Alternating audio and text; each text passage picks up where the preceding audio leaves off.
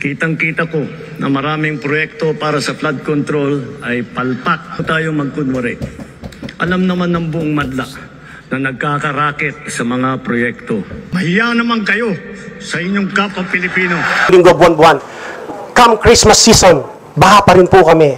Come May, June, July next year, baha-baha pa rin kami. And that is why I am appealing to the DPWH. Taon ng budget. If we are not spending it based on the master plan, then we're wasting money. That should be helping each other. We cannot solve this problem if we will not be united. The problem is there. We know that it is caused by climate change. It's there already. Even before, when I was still a student, 3 decades ago, in Moraita, in España, in Recto, even in Mindoro, there was already flooding. How much more today? When we have already 15 million citizens living in the metropolis and contributing at least 1 kilo of garbage a day.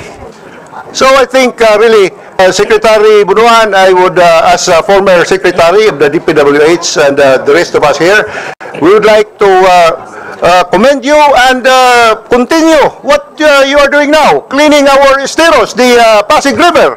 You have been good in that. Do something with our pumping stations. Continue. Perhaps it's the right time today because it's already a sunny day. We can already work. But to all, I would say that the enemy of our highways is the rain.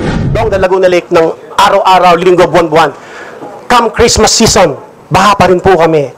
Come May, June, July next year, baha-baha pa rin kami. And that is why I am appealing to the DPWH. Solusyonan po natin itong problemang ito. Salamat po, Mr. Chair. Right now under the Pasig Marikina Flood Control Program.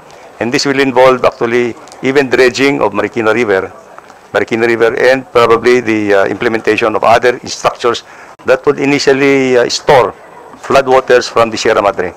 And this will be in the program actually for the next several years, Your Honor. So this is why in Metro Manila, I think there has been some significant improvement, particularly in the Marikina area, Your Honor. Then the contractor followed the specifications and program of work, and those damage is not our control, but there will be a factor of lateral movement due to earthquake, flood, and etc. Thank you, Mr. Chair. I totally agree with the good congressman that rather, I think, as I have mentioned, Your Honor, I think the engineering intervention is just part of the solution, but I think for us to be able to comprehensively address the flooding problems, it has to be a holistic, comprehensive, and integrated manner, Your Honor, in all sectors that we need to address. Thank you, Mr. Chair. In our discussion, I found out, and I would like to suggest a solution to this problem. This is in connection with our insertion. Dapat nito to those respective engineering district, they should submit a very feasible projects to the regional director and in protocol direct to the central office. Then the central office will submit here in Congress. For the next budgetary hearing, hindi dapat natin bawasan ng 26 billion. Dapat dagdagan. Pagkadagdag na yan, bahala na kung anong insertion ninyo dyan. Ang importante, ang budgetary hearing ng ang request ng Public Works and Highways mabigyan ng priority. That's all, Mr. Chair. Well, first of all, I'd like to thank the good secretary for saying na ibibigay niya yung mga list ng completed flood control projects. Pero palagay ko, secretary, mas importante na makuha rin namin yung hindi completed at saka yung delayed. Kasi yung nakaka-apekto sa flooding, hindi naman yung mga completed project ang nakaka-apekto. Yung hindi kompleto at saka yung na-delay. So, if we could have that one. Secondly, while present ni Secretary kanina yung, well, actually parang... Before proceeding, maybe we can get his commitment first. Yes, Mr. Secretary. Absolutely. Yes, not just the completed, but also the incomplete and delayed. Yes, I think that's a very specific list of the President in the SONA, yes. Diba? Yes, that's right.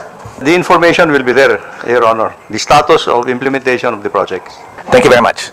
Then secondly, maybe later on, pwede tayong magkakuha naman ng presentation ng what causes the problem of flooding. Kanina ang pinakita kasi ang presentation ng Secretary parang yung budget which was submitted pero hindi natin napag-usapan kung ano yung what causes the flooding.